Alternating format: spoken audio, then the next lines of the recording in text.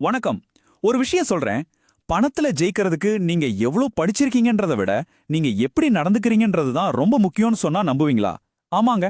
இதுதான் Morgan Housel எழுதின தி psychology of money, அதாவது பணத்தின் உளவியல் புத்தகத்தோட முக்கியமான கருத்து. வாங்க, இதுல இருக்கிற சில சூப்பரான விஷயங்கள பத்தி இன்னைக்கு பார்க்கலாம். முதல்ல ஒரு ஆச்சரியமான கதையோட ஆரம்பிக்கலாம். அப்புறம் பணம் விஷயத்துல அறிவு முக்கியமா இல்ல நடத்த முக்கியமான்னு பார்க்கலாம். அது மட்டும் இல்ல, நம்ம கண்ட்ரோல்ல இல்லாத ரெண்டு விஷயங்கள், அதிர்ஷ்டம் அப்புறம் ரிஸ்க் பத்தியும் பேச போறோம். நேரம் எப்படி ஒரு பெரிய சக்தியா இருக்கணும், போதும்னு சொல்றது எவ்வளவு முக்கியம்னு தெரிஞ்சுக்கிட்டு கடைசியா உங்களுக்காக ஒரு சின்ன கேள்வியோட முடிக்கலாம். ரெடியா? சரி, வாங்க ஆரம்பிக்கலாம். இப்போ நம்ம ரெண்டு பேரை பார்க்க போறோம். இவங்களோட கதை பணத்தை பத்தின உங்க மொத்த பார்வையுமே மாத்தக்கூடிய சக்தி வாய்ந்தது. கவனமா கேளுங்க. ஒருத்தர் பேரு ரொனால்ட் ரீடு. ஒரு சாதாரண துப்புரவு தொழிலாளி, ரொம்ப சிம்பிளான வாழ்க்கை. இன்னொருத்தர் ரிச்சர்ட் ஃபஸ்கோன், ஹார்வார்ட்ல படிச்ச பெரிய நிதி நிர்வாகி. வாழ்க்கைனா அப்படி ஒரு வாழ்க்கை. பெரிய பங்களா, சொகுசு காருன்னு ஒரே ஆடம்பரம். ஒரு பக்கம் எளிமை, இன்னொரு பக்கம் உச்சகட்ட வெற்றி.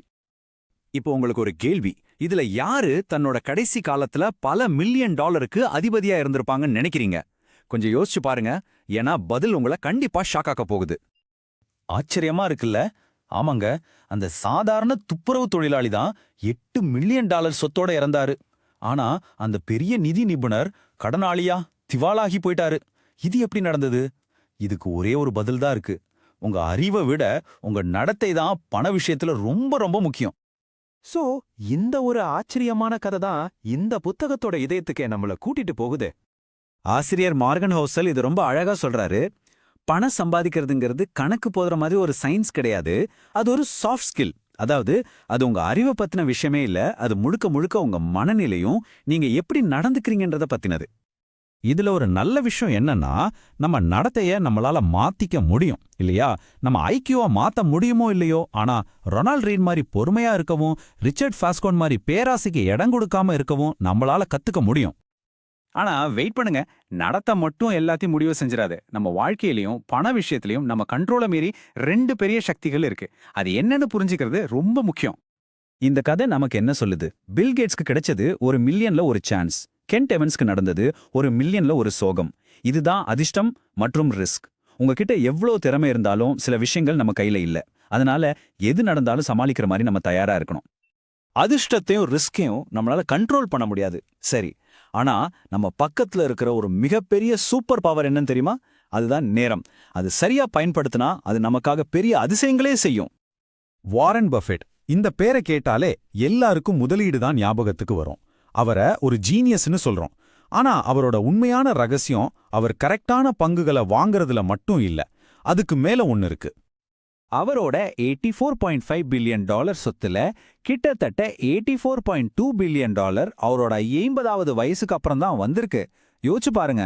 இதுதான் காம்பவுண்டிங்கோட மேஜிக். அதாவது கூட்டு வட்டி. உங்க பணம் உங்களுக்காக இன்னும் பணத்தை சம்பாரிச்சு கொடுக்கும். சின்னதா ஆரம்பிக்கிற ஒரு பனி உருண்டை உருளை எப்படி பெருசாகுமோ அது மாதிரி தான். சோ பஃபட்டோட சீக்ரெட் திறமை மட்டும் இல்ல, அதுக்கு அவர் கொடுத்த நேரம். அதனால நீங்க புரிஞ்சுக்க வேண்டியது என்னன்னா, ரொம்ப புத்திசாலித்தனமா முதலீடு பண்றதை விட ரொம்ப நாளைக்கு தொடர்ந்து முதலீடு பண்றது தான் ரொம்ப முக்கியம். ஆனா அப்படி தொடர்ந்து முதலீடு பண்றதுல ஒரு பெரிய சிக்கல் இருக்கு.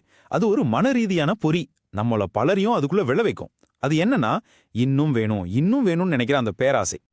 இந்த கதையில ஒரு ஆழமான அர்த்தம் இருக்கு. உண்மையான செல்வங்கிறது உங்க பேங்க்ல இருக்கிற நம்பர் கிடையாது. அது ஒரு மனநிலை. எனக்கு இது போதும் அப்படின்னு திருப்தியா சொல்றது தான் உலகத்திலேயே பெரிய செல்வம். ஏன் இப்படி நடக்குது?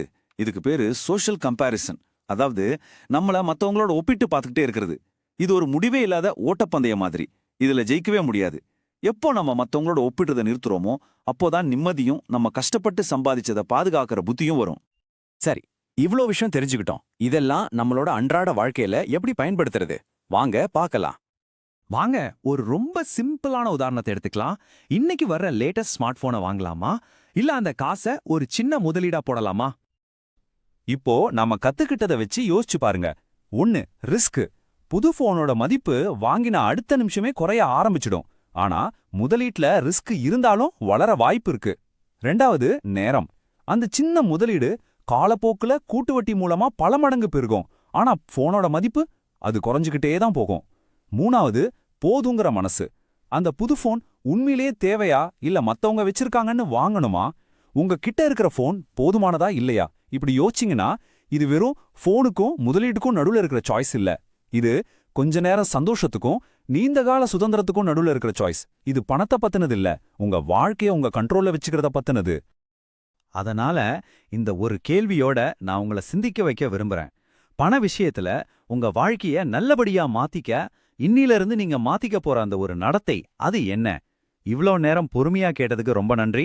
இந்த விஷயங்கள் உங்களுக்கு பிடிச்சிருந்தா உங்க நண்பர்களுக்கும் குடும்பத்தினருக்கும் ஷேர் பண்ணுங்க.